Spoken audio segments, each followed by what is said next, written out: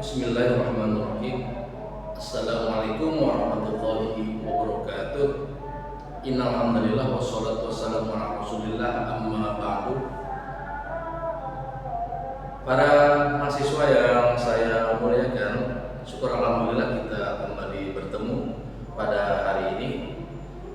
Mari kita mulai pertemuan kita pada hari ini dengan sama-sama membaca basmalah.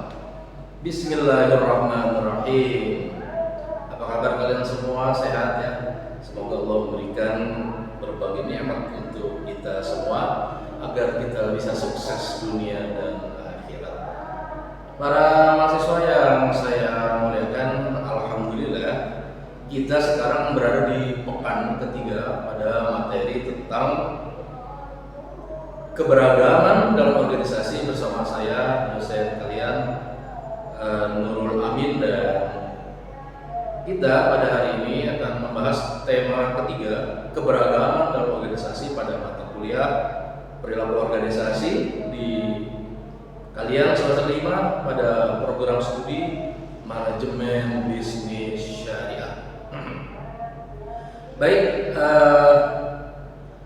pada pertemuan kita kali ini ada sub CPMK yang akan Bapak sampaikan, dan ini akan membawa suatu manfaat untuk kalian, yaitu kalian dapat menerapkan nilai kepribadian dan keberagaman dalam organisasi. Itu adalah CPMK yang akan kita coba dapatkan pada pertemuan kali ini. Baik, kita lanjutkan materi kita saat ini, yaitu saya akan mempersilahkan kepada kelompok 3 untuk mempresentasikan makalahnya, lalu kelompok 3 akan saya berikan waktu selama 15 menit, dan setelah itu dilanjutkan dengan tanya jawab antara 15 sampai 30 menit. Silakan, nanti ada satu orang yang bertindak sebagai moderator dan 2 orang lagi sebagai panelis.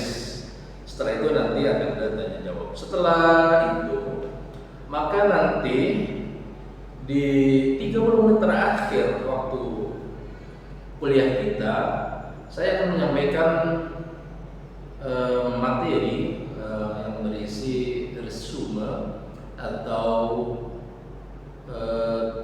semacam penjelasan akhir tentang materi kita pada hari ini. Kepada kelompok 3 saya persilakan.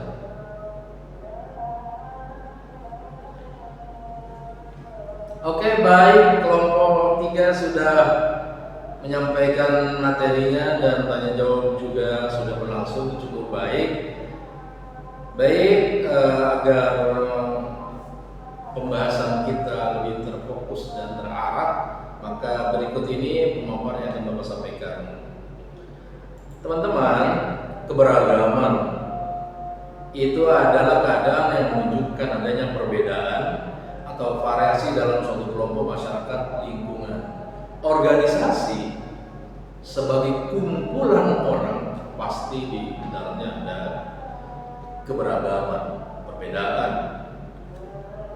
Kemudian contoh keberagaman dapat berupa perbedaan suku bangsa, agama, bahasa, budaya, bahkan keberagaman dalam cara berpikir dan lain-lain.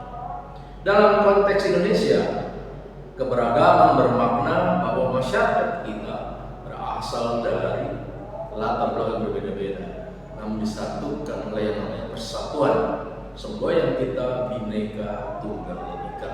Kita berbeda tapi tetap bersatu. Jadi teman-teman, keberagaman berarti keragaman atau banyak perbedaannya dalam suatu kelompok atau masyarakat.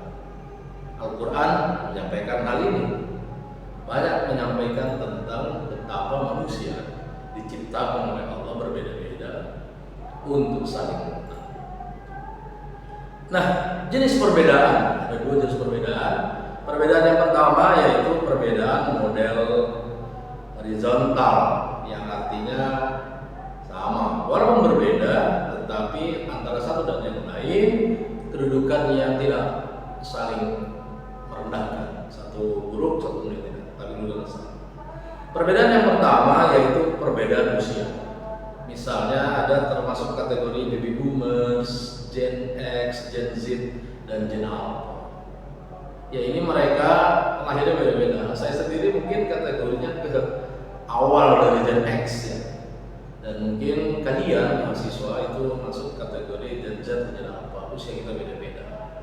Nah, itu adalah hal yang wajar, perbedaan. Yang kedua adalah gender. Ada laki-laki, ada perempuan, ada yang non-binary. Ya, jadi ini maksudnya adalah ada yang dia laki-laki dan dia perempuan. Kemudian berikutnya adalah etnis dan ras. Etnis adalah suku bangsa, sedangkan ras adalah kelompok manusia tertentu. Ini pasti kita berbeda. Indonesia negara yang terkenal dengan kekayaan etnisnya, ratusan etnis dan bahasa juga ras. Kemudian agama dan kepercayaan kita berbeda. Kemudian keberagaman yang dikelola dengan baik bukan hanya menciptakan lingkungan kerja yang sehat, tetapi juga berdampak positif pada kinerja organisasi secara keseluruhan.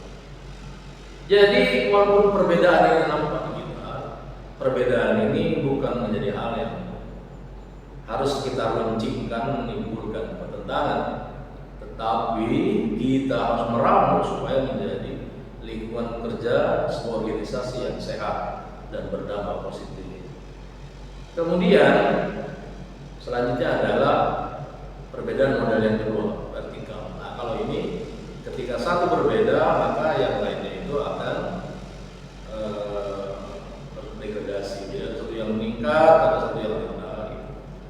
Apa itu? Yang pertama, latar belakang sosial dan ekonomi. Latar belakang sosial dan ekonomi, ada yang ekonominya baik, ada yang masih di bawah standar. Pendidikan, ada yang pendidikan yang tinggi, ada yang tidak menyelesaikan pendidikan. Begitu juga pengalaman, ada yang kaya dengan pengalaman, ada yang kurang berpengalaman. Kemampuan fisik dan mental, ada yang fisiknya kuat, ada yang lemah, ada yang mentalitasnya dewasa, consciousness-nya tinggi, ada yang sebaliknya. Nah, perbedaan-perbedaan adalah suatu keniscayaan. Lalu mengapa penting bagi kita untuk memahami perbedaan antara individu ini? Nah, tujuannya adalah agar kita bisa meningkatkan kolaborasi tim. Dua, mendorong inovasi dan kreativitas. Lalu ketiga, menciptakan lingkungan kerja yang inklusif. Yang keempat adalah optimalisasi potensi karyawan atau anggota organisasi. Dan terakhir, justru perbedaan itu harusnya bisa mengurangi konflik internal. Jadi dengan kita berbeda, kita jadi tahu apa kelebihan, apa kekurangan, saling memahami itu jauh lebih baik. Kemudian berikutnya adalah kalau memang kita tahu bahwa di sebuah organisasi itu ada perbedaan, maka kita jangan mendiamkan, kita harus melakukan pengelolaan. Perbedaan itu harus dikelola agar sebuah organisasi berjalan dengan sehat. Bagaimana caranya? Ada 5. Yang pertama, pelatihan keberagaman dan inklusi. Harus diadakan pelatihan. Yang kedua, gaya kepemimpinan fleksibel. Seorang pemimpin harus fleksibel, harus memahami betul perbedaan ini. Kemudian yang ketiga, rekrutmen dan penilaian berbasis kompetensi.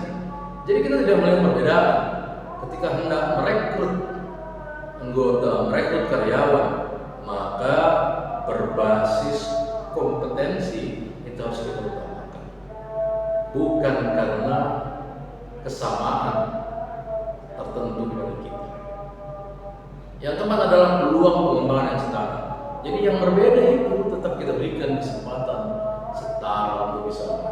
Dan yang kelima adalah budaya organisasi yang terbuka. Kita harus ciptakan budaya organisasi yang terbuka agar bisa diterima secara inklusif. Nah, jadi organisasi yang mampu mengelola keberagaman dan perbedaan dengan baik akan memiliki 4 keunggulan: kinerja tim, kepuasan kerja, inovasi, dan loyalitas karyawan.